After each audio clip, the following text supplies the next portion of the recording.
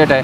इंशाअल्लाह वक्त करीब है कि अदलिया आज़ाद होगी। जब अदलिया आज़ाद होगी वो फिर ये कठपुतली भी नहीं रहेंगे, हकीकी नुमाइंदे जो कौम जिसको चाहेगी वो आएंगे, गवर्नेंस बेहतर होगी, मेरा और आपका और आपके और मेरे बच्चों का मुस्तकबिल बेहतर होगा।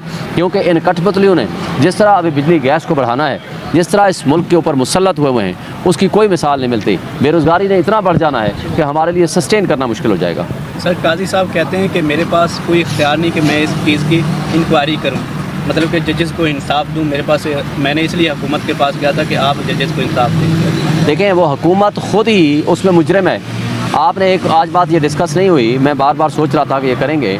वो मुजरिम कठपुतले हुकूमत जो TOR बना रही है, उसके अंदर लिखा हुआ है कि ये इल्ज़ामात बेबुनियाद और गैर मुनासिब हैं और इनअप्रोप्रिएट हैं।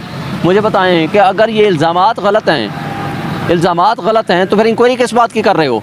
तो उनकी अपना जो कंडक्ट है